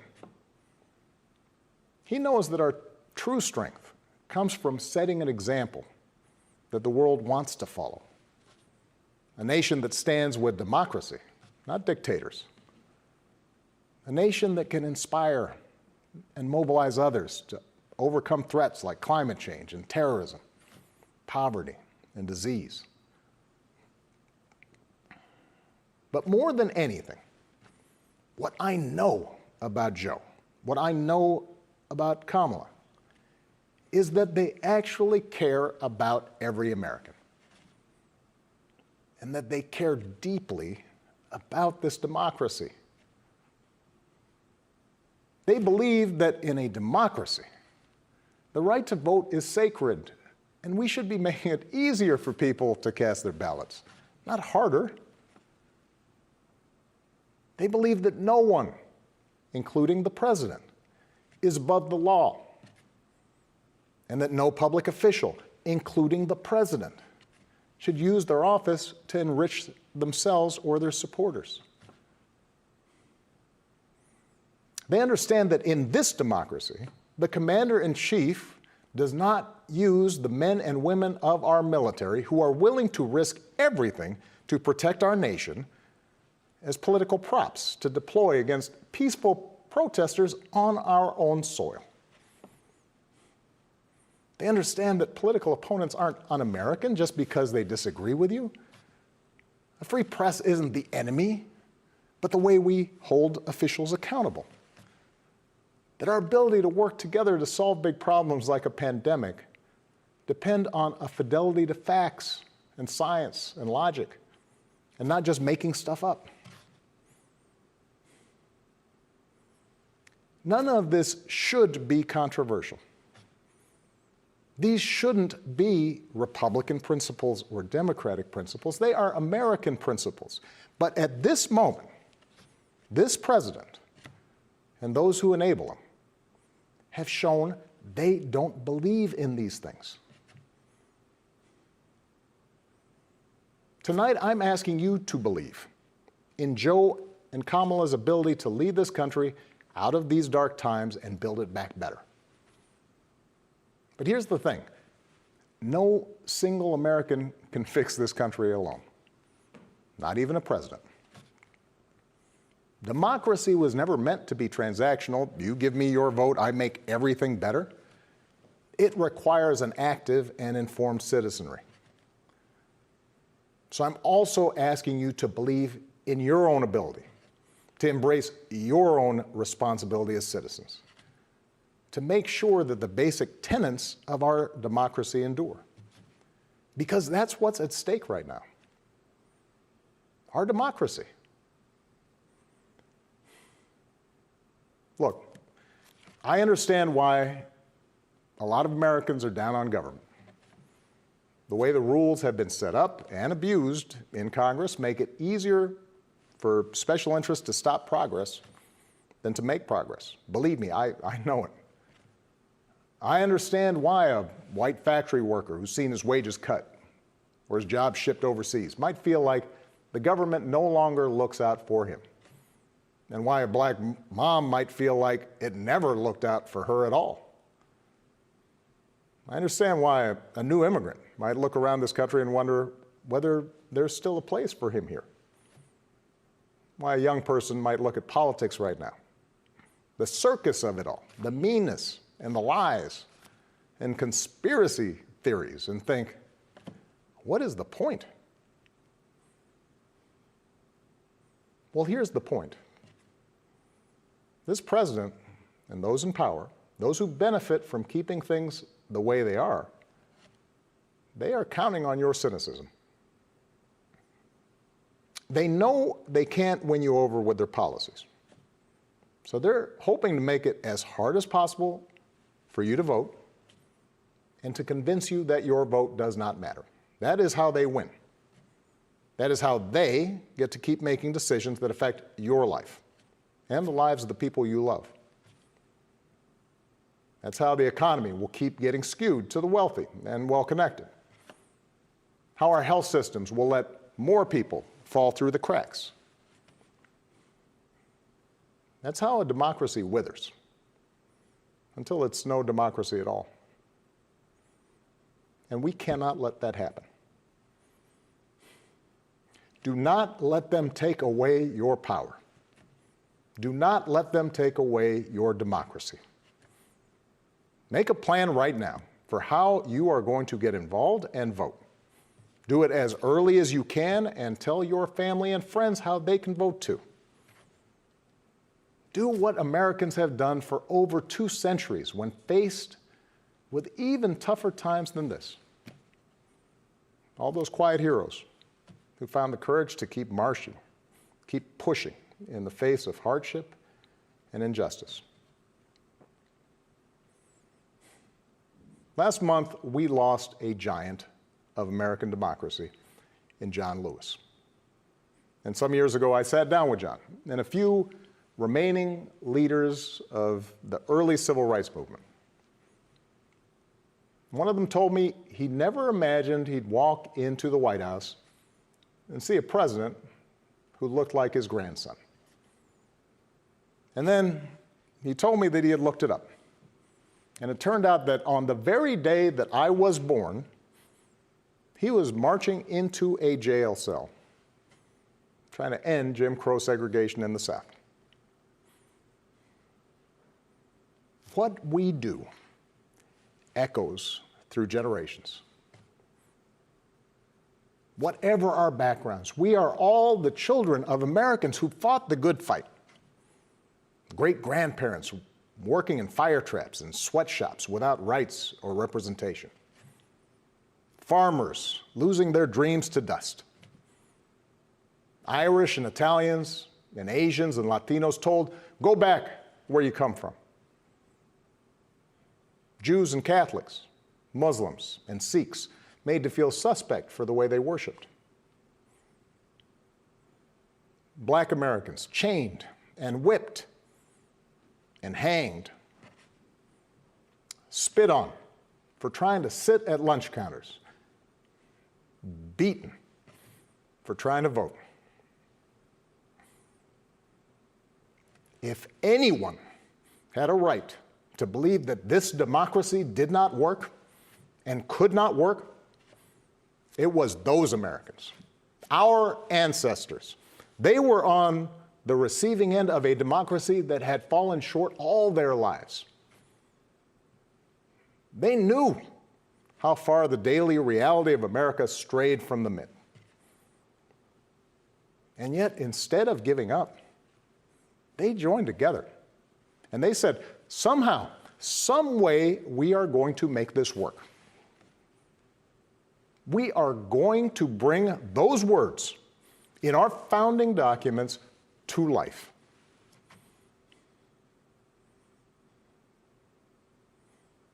I have seen that same spirit rising these past few years. Folks of every age and background who packed city centers and airports and rural roads so that families wouldn't be separated, so that another classroom wouldn't get shot up, so that our kids won't grow up on an uninhabitable planet. Americans of all races joining together to declare, in the face of injustice and brutality at the hands of the state, that Black lives matter. No more, but no less. So that no child in this country feels the continuing sting of racism. To the young people who led us this summer, telling us we need to be better, in so many ways, you are this country's dreams fulfilled. Earlier generations had to be persuaded that everyone has equal worth. For you, it's a given, a conviction. And what I want you to know is that for all its messiness and frustrations, your system of self-government can be harnessed to help you realize those convictions for all of us. You can give our democracy new meaning. You can take it to a better place. You're the missing ingredient. The ones who will decide whether or not America becomes the country that fully lives up to its creed. That work will continue long after this election. But any chance of success depends entirely on the outcome of this election. This administration has shown it will tear our democracy down if that's what it takes for them to win. So we have to get busy building it up by pouring all our efforts into these 76 days and by voting like never before for Joe and Kamala and candidates up and down the ticket so that we leave no doubt about what this country that we love stands for today and for all our days to come. Stay safe. God bless.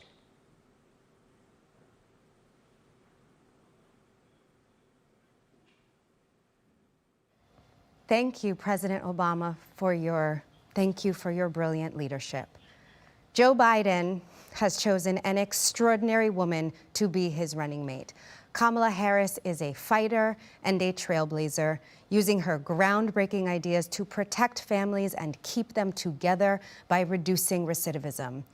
I am so thrilled for her to become the Vice President of the United States. Now, please welcome our convention chair, Congressman Benny Thompson. Delegates and distinguished guests, our procedural rules provide that the presidential candidate who obtained a majority of all pledged and automatic delegates will nominate the Democratic candidate for vice president. In accordance with our rules, Vice President Biden has nominated Senator Kamala Harris as his vice presidential candidate. Our rules further provide that if only one candidate is nominated for vice president, the chair is authorized to declare the nominee, the Democratic candidate for vice president.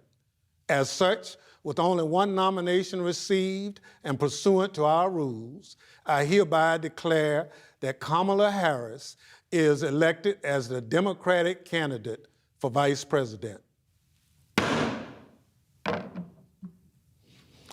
I'm pleased to report that Vice Presidential candidate Kamala Harris has been invited to deliver an acceptance speech. Kamala Harris is my auntie. My stepmom. My big sister, which means you'll always be my older sister. And there are some things we'd like to share with you. To my brother and me, you'll always be Mamala, the world's greatest stepmom. You're my role model who taught me I could do and be anything I wanted. My very first friend, my confidant, my partner in mischief and in justice.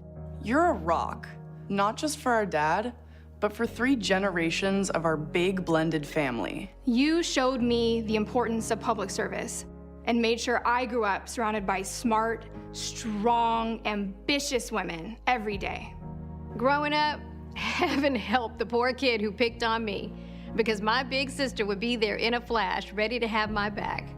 Well, now we've got your back as you and Joe fight to protect our democracy. And there's no union more perfect than the one that brings us all to your kitchen table every Sunday night for stir fry, feta chicken, or spaghetti and meatball family dinners.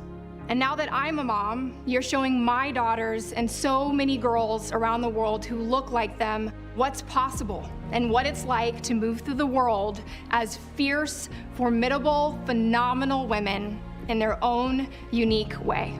I love you. I admire you. I am so proud of you.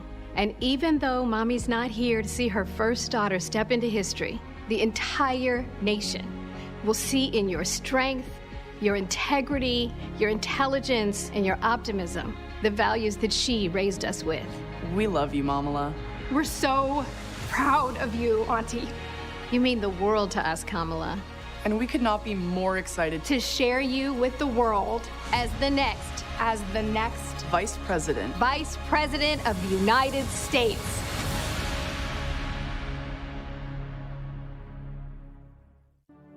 Joe Biden has selected Kamala Harris as his running mate. She is the first Black woman, first South Asian woman to be named on the Democratic ticket. This is a historic pick. Someone.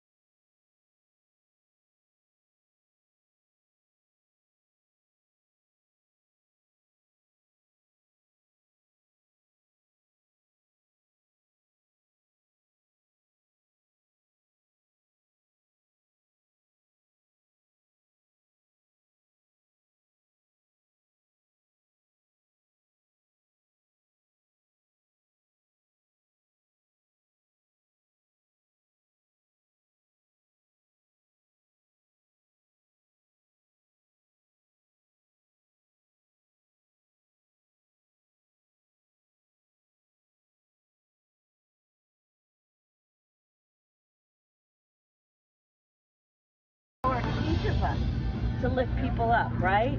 And to remind them that we see them and we hear them and that they matter.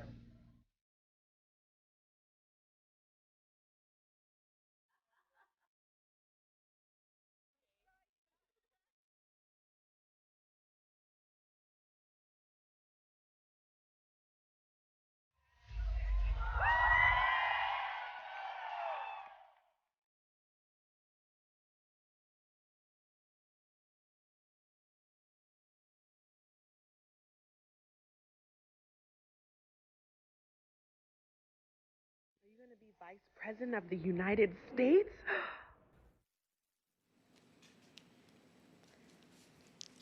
Greetings, America. It is truly an honor to be speaking with you tonight. that I am here tonight is a testament to the dedication of generations before me. Women and men who believed so fiercely in the promise of equality, liberty, and justice for all.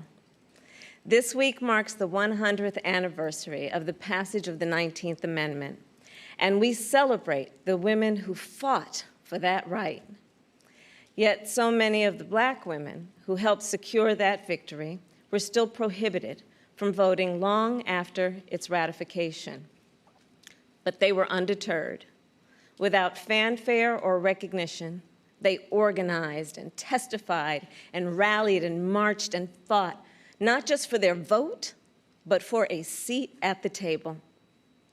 These women and the generations that followed worked to make democracy and opportunity real in the lives of all of us who followed. They paved the way for the trailblazing leadership of Barack Obama and Hillary Clinton. And these women inspired us to pick up the torch and fight on. Women like Mary Church Terrell, Mary Cloyd Bethune, Fannie Lou Hamer, and Diane Nash, Constance Baker Motley, and the great Shirley Chisholm. We're not often taught their stories, but as Americans, we all stand on their shoulders. And there's another woman whose name isn't known, whose story isn't shared, another woman whose shoulders I stand on. And that's my mother, Shamala Gopalan Harris. She came here from India at age 19 to pursue her dream of curing cancer. At the University of California, Berkeley, she met my father, Donald Harris, who had come from Jamaica to study economics. They fell in love in that most American way while marching together for justice in the civil rights movement of the 1960s. In the streets of Oakland and Berkeley, I got a stroller's eye view of people getting into what the great John Lewis called good trouble. When I was 5, my parents split, and my mother raised us mostly on her own. Like so many mothers, she worked around the clock to make it work, packing lunches before we woke up and paying bills after we went to bed, helping us with homework at the kitchen table and shuttling us to church for choir practice. She made it look easy, though it never was. My mother instilled in my sister Maya and me the values that would chart the course of our lives. She raised us to be proud, strong Black women, and she raised us to know and be proud of our Indian heritage. She taught us to put family first, the family you're born into and the family you choose. Family is my husband, Doug, who I met on a blind date set up by my best friend. Family is our beautiful children, Cole and Ella, who call me Mamala. Family is my sister. Family is my best friend, my nieces, and my godchildren. Family is my uncles, my aunts, and my chitties. Family is Mrs. Shelton, my second mother who lived 2 doors down and helped raise me. Family is my beloved Alpha Kappa Alpha, our Divine Nine, and my HBCU brothers and sisters. Family is the friends I turn to when my mother, the most important person in my life, passed away from cancer. And even as she taught us to keep our family at the center of our world, she also pushed us to see a world beyond ourselves. She taught us to be conscious and compassionate about the struggles of all people, to believe public service is a noble cause and the fight for justice is a shared responsibility. That led me to become a lawyer, a district attorney, attorney general, and a United States senator. And at every step of the way, I've been guided by the words I spoke from the first time I stood in a courtroom. Kamala Harris, for the people. I have fought for children and survivors of sexual assault. I fought against transnational criminal organizations. I took on the biggest banks and helped take down one of the biggest for-profit colleges. I know a predator when I see one. My mother taught me that service to others gives life purpose and meaning. And oh, how I wish she were here tonight, but I know she's looking down on me from above. I keep thinking about that 25-year-old Indian woman, all of 5 feet tall, who gave birth to me at Kaiser Hospital in Oakland, California. On that day, she probably could have never imagined that I would be standing before you now and speaking these words. I accept your nomination for Vice President of the United States of America. I do so committed to the values she taught me, to the word that teaches me to walk by faith and not by sight, and to a vision passed on through generations of Americans, one that Joe Biden shares, a vision of our nation as a beloved community where all are welcome, no matter what we look like, no matter where we come from or who we love. A country where we may not agree on every detail, but we are united by the fundamental belief that every human being is of infinite worth, deserving of compassion, dignity, and respect. A country where we look out for one another, where we rise and fall as one, where we face our challenges and celebrate our triumphs together. Today, that country feels distant. Donald Trump's failure of leadership has cost lives and livelihoods. If you're a parent struggling with your child's remote learning, or you're a teacher struggling on the other side of that screen, you know what we're doing right now is not working. And we are a nation that is grieving the loss of life, the loss of jobs, the loss of opportunities, the loss of normalcy, and yes, the loss of certainty. And while this virus touches us all, we got to be honest, it is not an equal opportunity offender. Black, Latino, and Indigenous people are suffering and dying disproportionately. And this is not a coincidence. It is the effect of structural racism, of inequities in education and technology, healthcare and housing, job security and transportation, the injustice in reproductive and maternal health care, in the excessive use of force by police, and in our broader criminal justice system. This virus, it has no eyes, and yet it knows exactly how we see each other and how we treat each other. And let's be clear, there is no vaccine for racism. We've got to do the work. For George Floyd, for Breonna Taylor, for the lives of too many others to name, for our children, and for all of us. We've got to do the work to fulfill that promise of equal justice under law. Because here's the thing, none of us are free until all of us are free. So we're at an inflection point. the constant chaos leaves us adrift.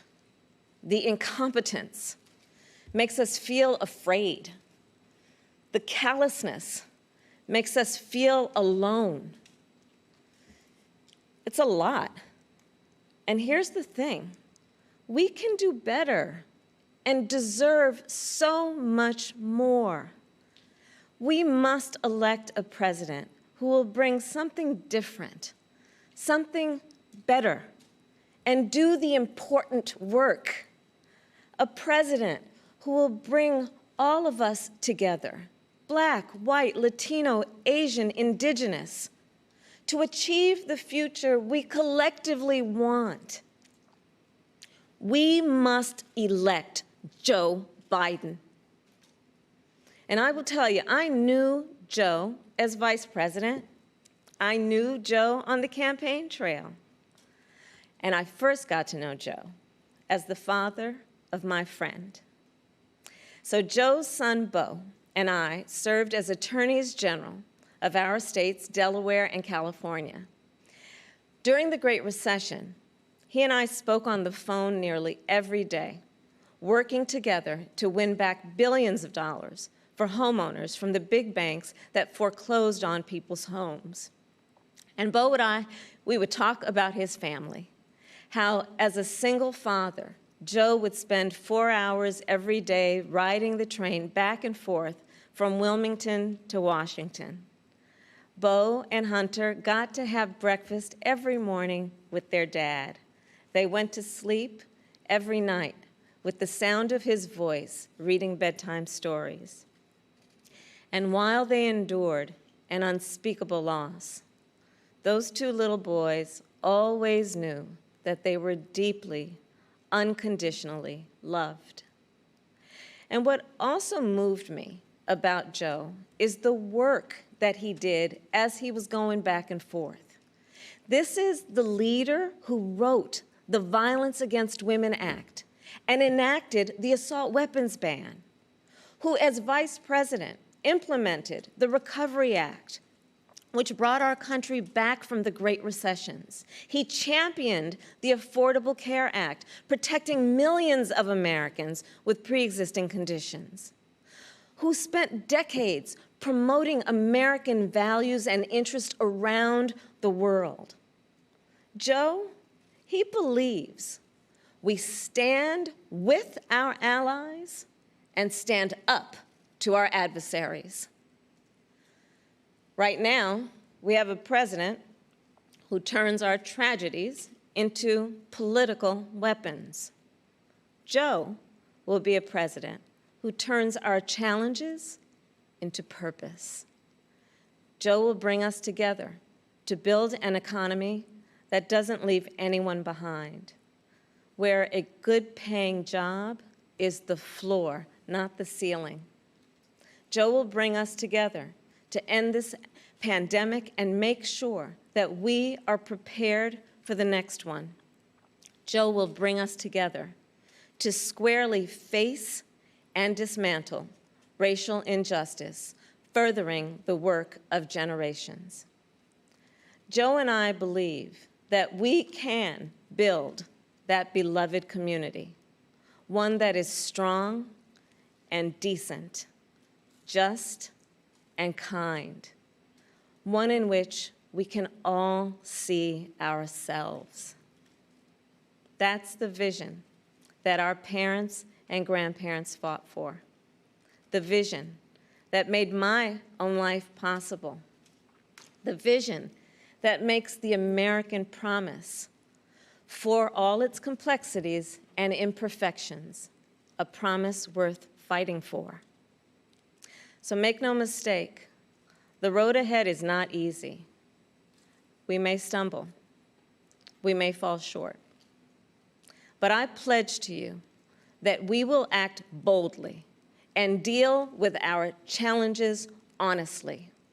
We will speak truths, and we will act with the same faith in you that we ask you to place in us.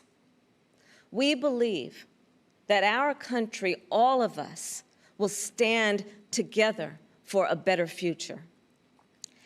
And we already are. We see it in the doctors, the nurses, the home health care workers, and frontline workers who are risking their lives to save people they've never met. We see it in the teachers and truck drivers, the factory workers and farmers, the postal workers and poll workers, all putting their own safety on the line to help us get through this pandemic. And we see it in so many of you who are working, not just to get us through our current crisis, but to somewhere better. There's something happening all across our country. It's not about Joe or me. It's about you. And it's about us. People of all ages and colors and creeds who are, yes, taken to the streets, and also persuading our family members, rallying our friends, organizing our neighbors, and getting out the vote. And we have shown that when we vote, we expand access to health care and expand access to the ballot box and ensure that more working families can make a decent living. And I'm so inspired by a new generation.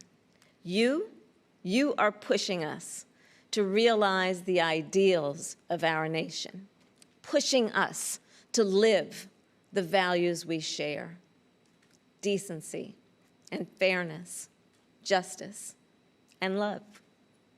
You are patriots who remind us that to love our country is to fight for the ideals of our country. In this election, we have a chance to change the course of history. We're all in this fight. You, me, and Joe, together. What an awesome responsibility. What an awesome privilege. So let's fight with conviction. Let's fight with hope. Let's fight with confidence in ourselves and a commitment to each other, to the America we know is possible, the America we love. And years from now, this moment will have passed, and our children and our grandchildren will look in our eyes, and they're going to ask us, where were you when the stakes were so high? They will ask us, what was it like? And we will tell them. We will tell them not just how we felt, we will tell them what we did. Thank you. God bless you, and God bless the United States of America.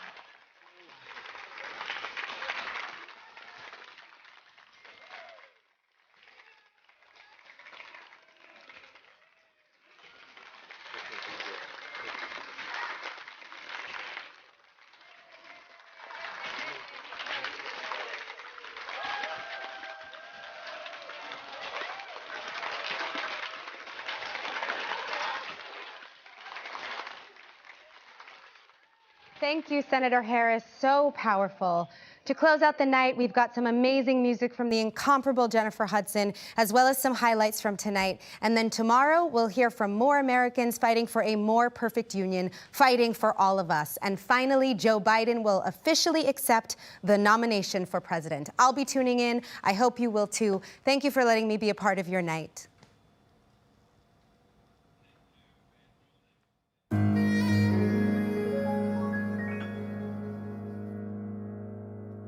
There's an old friend that I once heard say